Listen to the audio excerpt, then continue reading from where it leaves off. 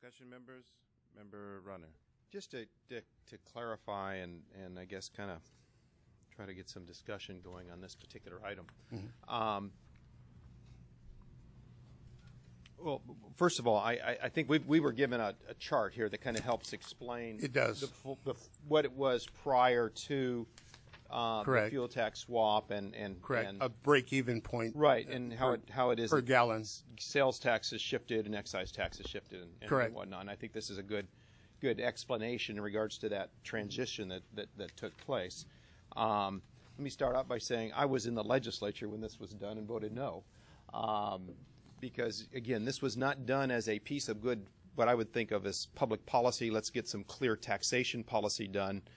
This was done in order to try to find about $1.2 billion, I think, in order to help balance the budget about 3 years ago.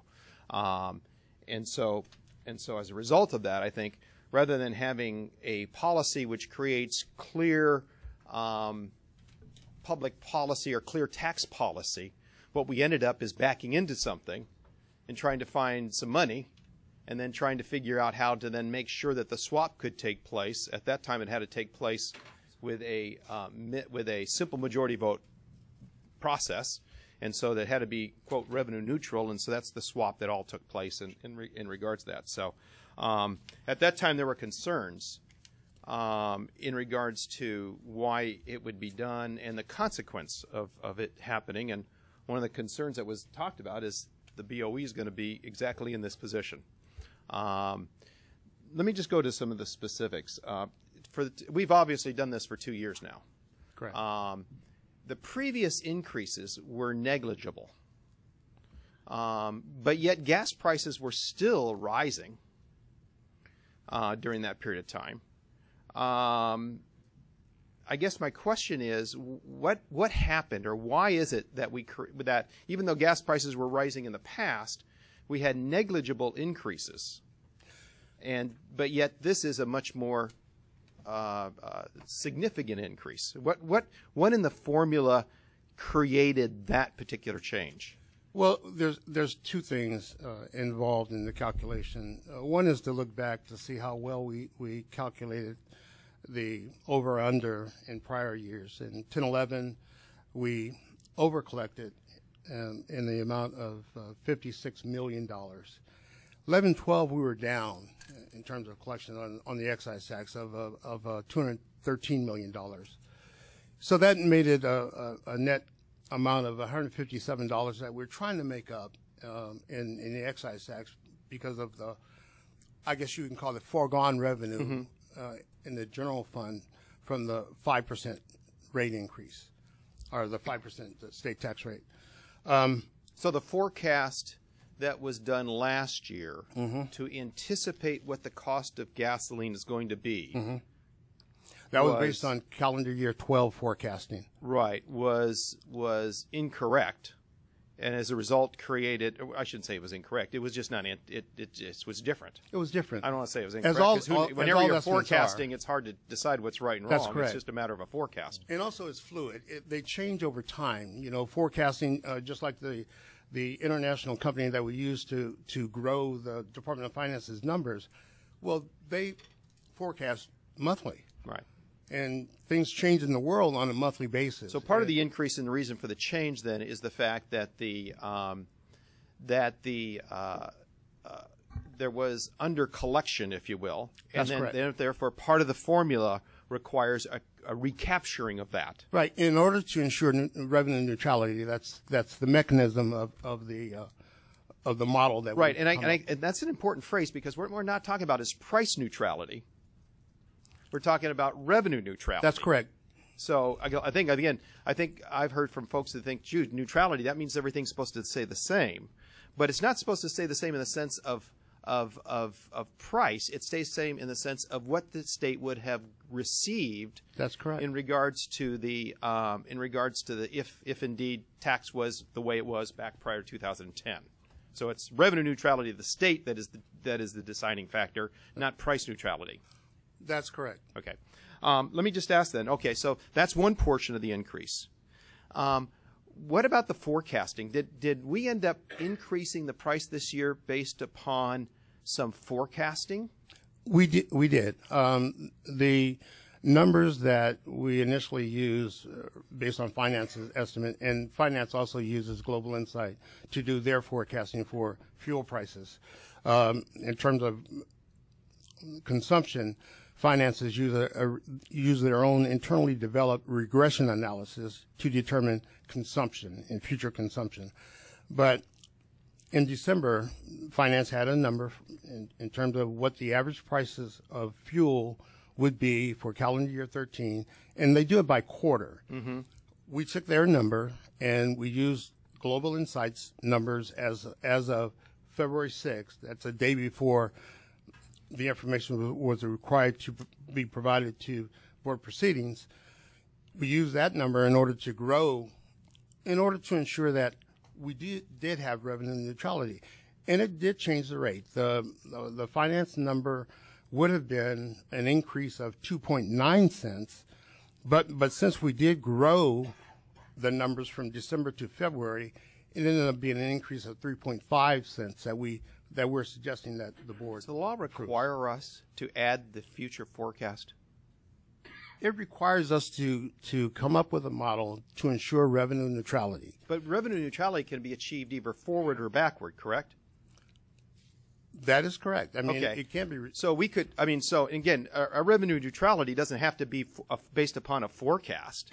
It could be based on a look back. It can be, but what we're trying to do with our model is to mimic what will actually occur during the fiscal year. But we didn't do that very well last year. These are estimates, sir. These right. That would be exactly my point. My point isn't that we did a poor job. Mm-hmm. I think it's just the idea that forecasting future cost of gasoline is probably a pretty treacherous activity. And if I could do that, I wouldn't be sitting here. But yet we have done that that is included in the increase. We do. We use what we think is a company that's reputable. Right. A company that other government agencies use, right, as well as major corporations, and we base that on what's reasonable. Right. That okay. we feel. I don't doubt the reasonableness. I don't doubt the intention. I don't doubt that these are well thought out calculations. It's just that they're trying to predict gas prices. That's all. I mean, I don't. And they're hard to predict. And they're hard to predict. So that's one of my concerns. Is that actually here's my overall concern. Is so much of this, quite frankly, the board has very little to do with. That's a frustration to me. Mm-hmm. I almost feel like the board is almost set up as stooges in this process, if you will. In the sense that this is all done, it's pre-calculated. The numbers that you get, other than this forecast number, I believe, mm-hmm, is basically coming from finance, right? It's coming from finance, but they also use the Energy Information Administration. They also when you say they being the Department of Finance. Well, that's what I mean. I mean, I'm not questioning where they get their numbers. Mm-hmm. I'm just saying, but we get numbers from finance. That's correct. We have a collaborative relationship with finance. We work hand in hand with finance on a regular basis, whether it's this particular program or other programs, for example. Is finance required to get through the numbers? Not necessarily, no. In the legislation? No. But we go ahead and take their numbers. We use their numbers. We use their numbers because, one, we feel that they're reliable. They're a Department of Finance of the state of California. Okay. They're an arm of the governor's office, obviously. Right. They've got an excellent reputation. Right. And we feel that that's kind of why I kind of think they should be responsible for the increase, for the calculation, and for the implementation. I get the fact that we are the Board of Equalization, so therefore we have to then inform people about what the new rates are going to be. Right. But that's a lot different than what's before us. We are actually approving the new rates. That's the action that's actually before us. Again, even though much of this calculation came from finance. But I would say it's more of a collaborative effort because they get information. So what happens if we disagree with finance, if it's a collaborative effort? We normally come to agreement on most things. What happens if this board disagrees with finance? Randy Ferris, the board's chief counsel. Okay. It's the board that is mandated to make the estimate, and so it's the board's sole responsibility. Okay. So I mean, basically, if we didn't agree with finance, we have the capacity and the authority to calculate the number. That's correct. Okay. Let me just.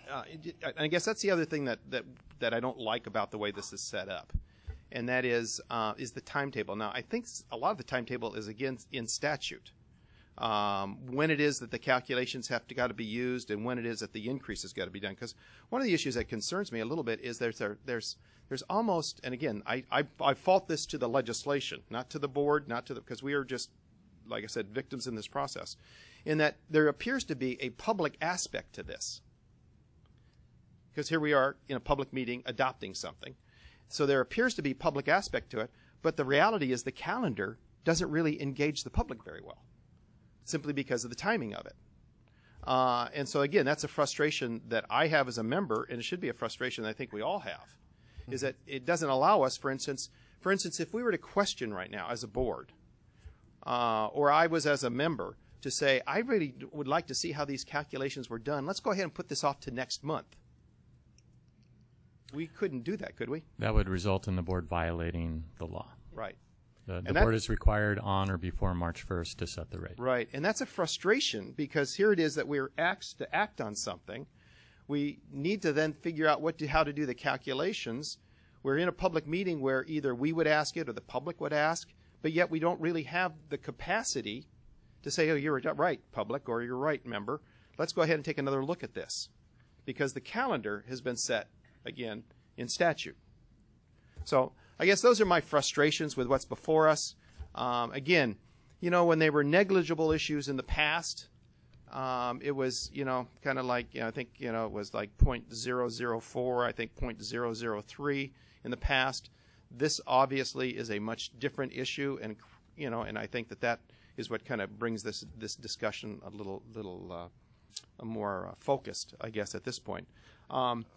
I guess the specific issue that I would like to just kind of leave with then is this fact that we actually did some calculations going forward that are not necessary to be added into what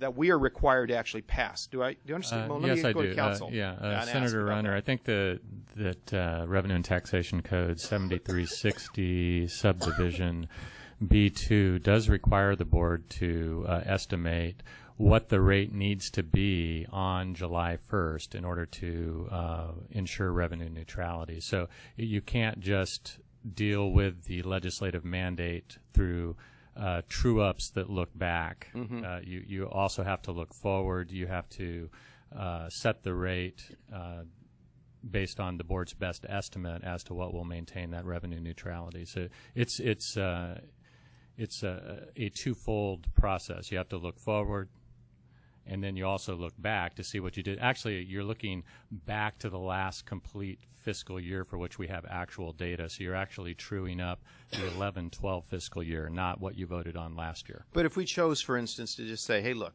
gas estimates are really difficult, even with the best science and the best economists doing it. Sure. Therefore, we're going to go ahead and decide that that prices are going to we believe that there's a potential the prices stay level. We could do that, and then basically if we were wrong, it would get trued up in the following year. 2 years. 2 years. Then. Okay, but get trued up later. Within a 3-year period, it always ensures revenue. It get trued up later. So we do have the capacity to that and still be consistent with the law. Well, the law just requires the board to make its estimate. Okay. At this point, these are my concerns, and again, it's on top of the fact that we have a significant change. At the same time, folks are already suffering at the pump. I would rather be conservative in creating as low an impact on the public right now as we can, and and again, I would certainly be supportive of us even looking at change the law, which would say, hey, look, if this is driven so much by finance, then let's go ahead and just make this a a administrative process, because it appears to be a lot of administrative process to this. Yeah, it is.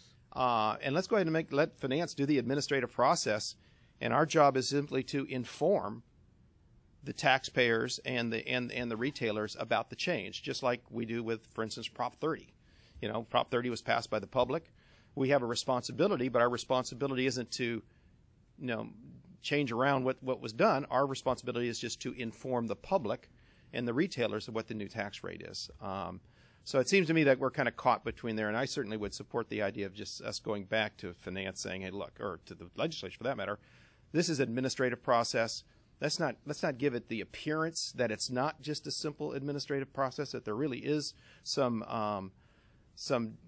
deliberate dialogue that goes on, and because I think that's what kind of has the public a little bit fooled right now, because they're saying, hey, this has come before an elected board. Why don't you guys just do something about it? And unfortunately, like I said, it's an administrative process where our hands are, we don't have a lot of flexibility. Thank you. Just to clarify, and what was the amount if we just look back?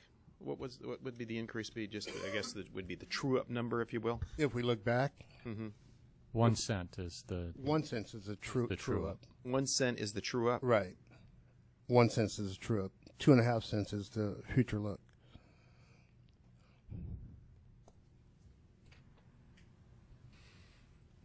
Further discussion, members? Is there a motion? Move to adopt the staff recommendation.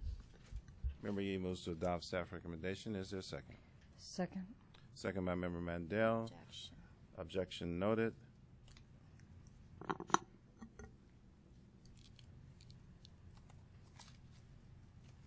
I'm only pausing to make sure that I get Mrs. Name correct. Mandriel. Dragao. Okay. Ms. Mandriel, would you please call the vote?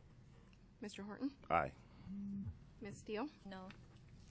Mr. Runner? No. Ms. Yee? Aye. Ms. Mandel? Aye. Let me just also thank Mr. Runner and Ms. Steele for what I believe to be a protest vote, and hopefully that sends a message to the legislature that is consensus with all of the thoughts of the members, is that we are in protest of this mandating the Board of Equalization to deal with the true up or the adjusting and so forth. And I would believe that the board would be in protest of not being true and honest to the California consumers as to the source of this particular change.